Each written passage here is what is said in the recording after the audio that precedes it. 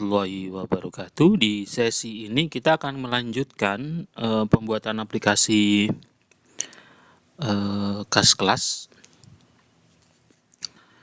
Kita akan edit. Di sesi sebelumnya, aplikasi kita itu laporannya sudah benar. Bisa menambahkan daftar siswa, daftar daftar transaksinya, pemasukan pengeluarannya. Tapi ada yang kurang. Yang kurang adalah kalau dibuat seperti itu, begitu di-share, orang lain bisa menghapus dan mengeditnya. Padahal yang bisa menghapus harusnya pengurus. Yang lain hanya bisa melihatnya saja. Maka kita akan buat tambahan di aplikasi itu yang bisa akses hanya orang-orang tertentu yang punya username sama passwordnya. Kita akan kembali lagi seperti biasa. Kita masuk dulu ke AI Canva-nya seperti ini. Kemudian pilih kode karena kita akses ke aplikasi. Nah, kita lihat biasanya kalau kita di kode itu ada prom-prom yang sudah kita buat sebelumnya. Nah, kita lihat ini kan aplikasi kas kelas. Nah, kita klik seperti ini, kita klik. Nah, ini aplikasi sebelumnya. Terakhir itu di versi 2. Versi 2 kita sudah nambahkan logo. Nah, di sesi ini kita akan menambahkan form login.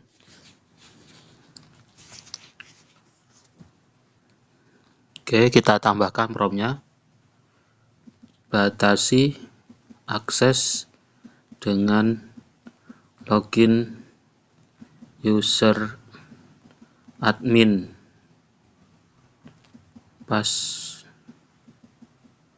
Password admin. Terus tambahkan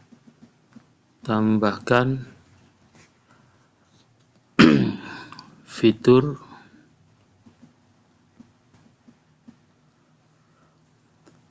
user lengkap,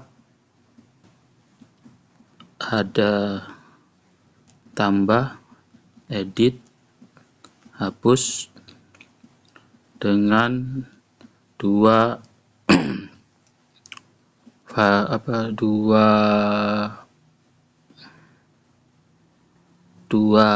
hak akses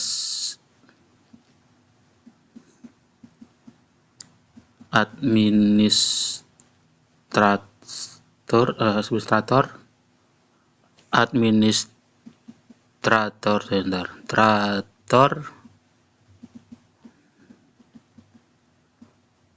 mempunyai hak akses semua. Terus user biasa hanya bisa melihat laporan keuangannya, laporan pemasukan dan pengeluaran.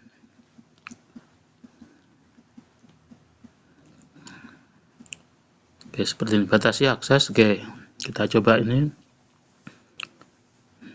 Oke, udah, kita coba jalankan.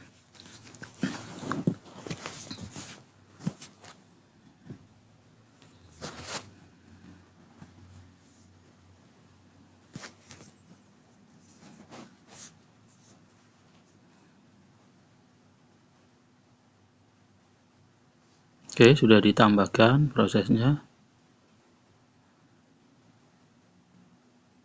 Dan yang perlu diketahui, karena memang ini kan masih aplikasi bawaan, kita database-nya belum kita diatur khusus ya. Sehingga nanti ketika kita ngubah data, mengubah fitur, itu biasanya database yang sudah kita isikan sebelumnya itu akan hilang. Kan sebelumnya kita sudah nambahkan satu nama siswa, kalau nggak salah Zamklik kalau nggak salah. Nah, itu biasanya akan otomatis akan terhapus. Kenapa? Karena database-nya itu masih temporary. Kita belum atur. Nah, nanti kalau sudah kita atur, itu biasanya database-nya sudah fix ya, nggak bisa, nanti bisa ketika kita ubah script-nya, ubah fiturnya, itu nanti nggak ada masalah. Nah, nanti di sini. Nah, saat mengumpulkan data pribadi, nah ini nanti data sheet terhubung. Nah, ini kita masih belum atur. Nanti kalau sudah atur, datanya otomatis bisa diakses. Dan kalau ada perubahan fitur, itu biasanya nggak ngerubah.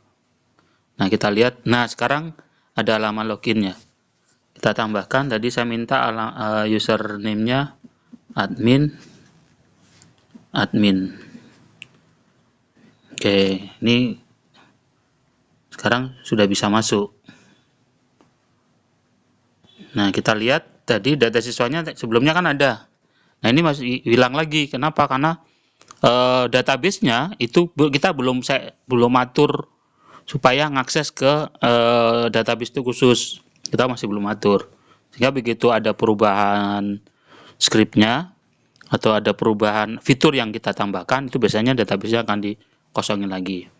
Di sesi berikutnya lah, kalau aplikasinya sudah sempurna, baru kita atur supaya database-nya mengakses ke satu sheet tertentu.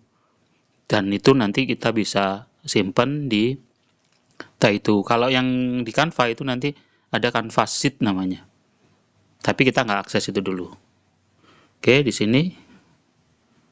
Nah, ini sekarang kita punya fitur baru namanya kelola user. Oke, kita tambahkan user. Oke. Misal admin rule-nya administrator, kita simpan.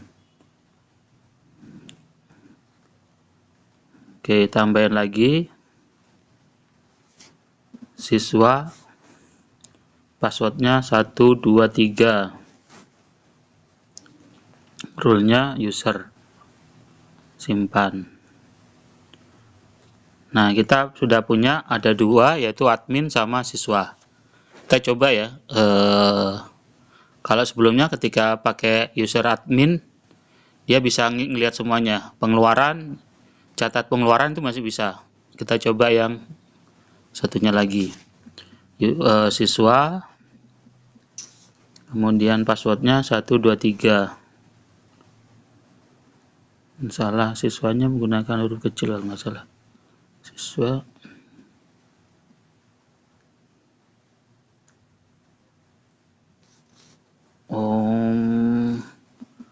kayaknya belum.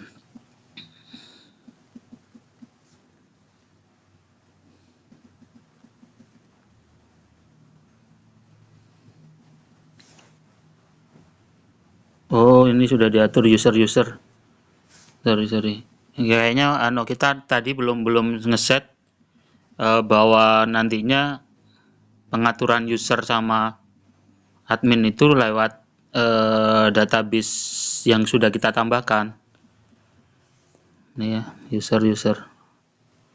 Nah, ini kan dia hanya bisa laporan sama dashboard. Karena di prompt tambahan kita masih belum mengatur supaya database username sama password itu diambilkan dari database user.